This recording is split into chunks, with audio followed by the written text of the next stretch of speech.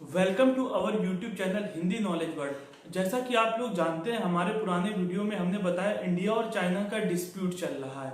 तो इस इंडिया और चाइना के डिस्प्यूट में ऐसा नहीं कि इंडिया के साथ ही चाइना का डिस्प्यूट चल रहा है, चाइना के जितने भी नेबर कंट्री हैं उन सबके साथ चाइना का डिस्प्यूट चल रहा है। और उसी नेबर कंट्री में एक कंट्री आता है जिसका नाम है वियतनाम।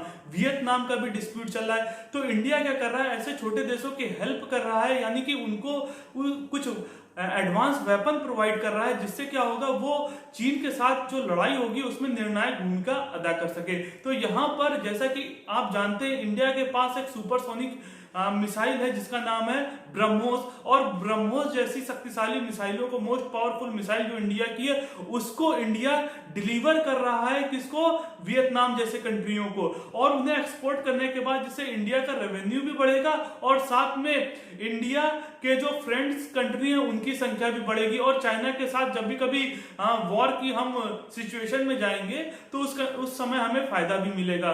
तो बस इस वीडियो में हमने उन सारी बातों को सिलसिलेवार से बताना चालू किया है। और इसके बारे में अगर आपको प्रीवियस इंफॉर्मेशन जाननी है तो हमारे पास पहले भी हम कई सारे वीडियो इससे रिलेटेड बना चुके हैं। तो अगर आपको इंफॉर्मेशन यूजफुल लगे और नहीं भी लगे तो प्लीज चैनल को सब्सक्राइब करें, लाइक और कमेंट करें और हमारे साथ जुड़े रहें। ठीक है, तो जानते हैं इस पूरे टॉपिक को या इस पूरे मुद्दे को। चलिए बढ़ते हैं आगे।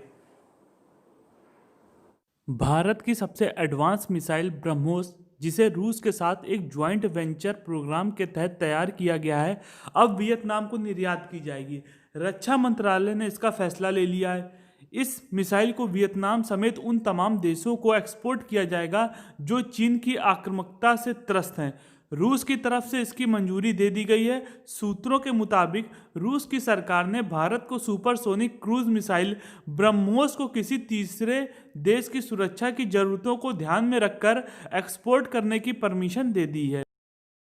वियतनाम ने ब्रह्मोस के अलावा आकाश मिसाइल को खरीदने की भी इच्छा जाहिर की है।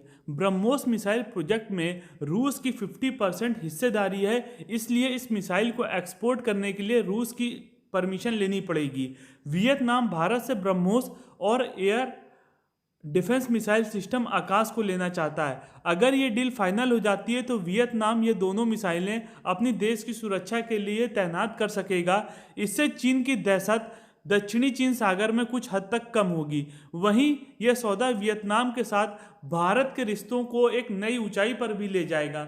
वियतनाम के अलावा Brazil, Chile, Philippines, South Korea, Algeria, Greece, South Africa समेत लगभग 70 देशों ने इस मिसाइल को खरीदने की अपनी इच्छा को जाहिर किया है। चीन से परेशान तटीय देशों ने करीब एक दशक पहले ही भारत से आग्रह किया था कि वह उन्हें ब्रह्मोस मिसाइल दे दें। लद्दाख और अरुणाचल में पहले से ही ये मिसाइलें तैनात हैं। ब्रह्मोस मिसाइल का जमीन से हवा में मार कर सकने वाला वर्जन इस समय line of actual control LAC पर तैनात है। 15 जून को जब गलवान घाटी में हिंसा हुई तो सेना को ब्रह्मोस मिसाइल के हवा में लॉन्च करने वाले वर्जन को तैनात करने की मंजूरी मिल गई थी। सुपरसोनिक मिसाइलों को पूर्वी और पश्चिमी बॉर्डर पर तैनात किया गया था। दुनिया की सबसे तेज इस मिसाइल को लॉन्च होने के बाद फिलहाल अभी तक किसी भी मिसाइल डिफेंस सिस्टम से रोक पाना असंभव बताया जा रहा है। इस मिसाइल को इंडियन एयरफोर्स IAF की तरफ से इसकी क्षमताओं को लेकर पहले ही प्रशंसा की जा चुकी है। इसे सुखोई से लेकर तेजस जैसे फाइटर जेट से भी लॉन्च किया जा सकता है। यह भारत की पहली स्वदेशी मिसाइल होगी जिसे साल 2016 में केंद्र सरकार की तरफ से एक नई रेजिमेंट को तैयार करने और फिर उसे चीन के नज़दीक अरुणाचल प्रदेश में तैनात करने की मंजूरी मिल चुकी है। यह तो किसी से छुपा नहीं है कि भारत के रिश्ते चीन और पाकिस्तान के साथ कैसे हैं। मौजूदा समय पर LOC पर जिस तरीके का आक्रामक रवैया हमें देखने को मिल रहा है, उससे साफ जाहिर होता है भारत के रिश्ते चीन के साथ कैसे हैं। उधर पाकिस्तान की बात करें तो भारत और पाकिस्तान के रिश्ते तो हमेशा से ही कड़वे रहे हैं। अब ऐसे सवाल लोगों के जहन में आते हैं कि यदि भारत का चीन के साथ युद्ध होता है तो पाकिस्तान किसका साथ देगा। तो इसका जवाब आपको भी लाजमी पता होगा। तो आप कहेंगे कि पाकिस्तान चीन का साथ देगा, लेकिन ऐसा पिछले युद्धों में हुआ नहीं है। 1962 के युद्ध में भारत और चाइना की जब वॉर हुई थी तो पाकिस्तान ने उसमें हस्तक्षेप नहीं किया था। वहीं जब 1965 की वॉर हुई थी पाकिस्तान इंडिया की, तो उसमें चाइना ने कोई हस्तक्षेप नहीं किया था। लेकिन आज स्थिति पूरी तरीके से बदल चुकी है। विशेषज्ञों का कहना है कि भारत और चीन के बीच युद्ध में पाकिस्तान अपने सदाबहार मित्र ड्रैगन का साथ निभाएगा।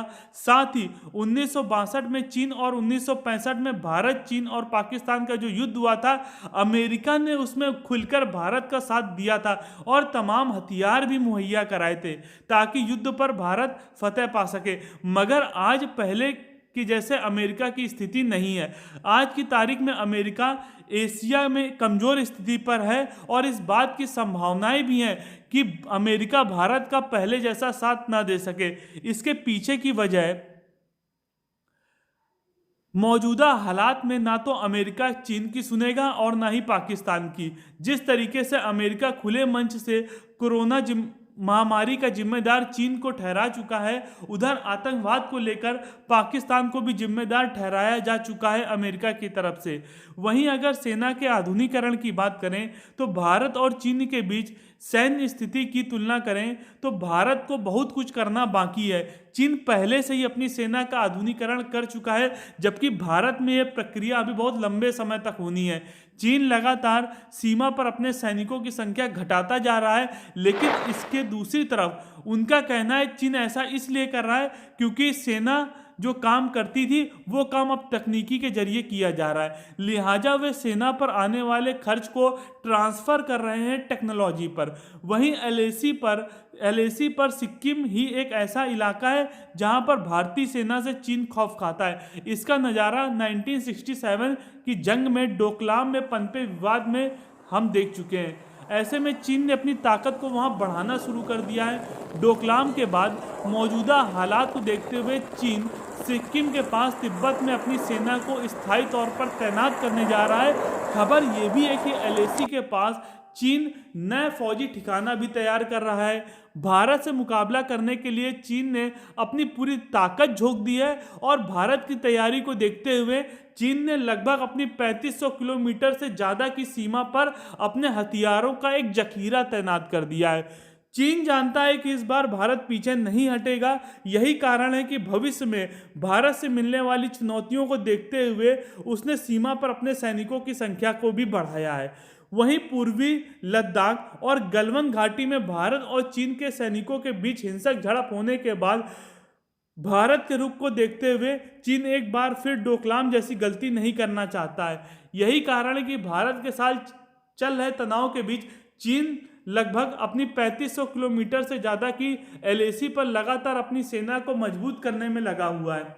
2017 में डोकलाम में हुई फजीहत से निपटने के लिए चीन सीमा पर अपने सेना के जमावड़े को बढ़ा रहा है। यही नहीं, सिक्किम के दूसरी ओर चीन एक ब्रिगेड हेडक्वार्टर का भी कंस्ट्रक्शन कर रहा है।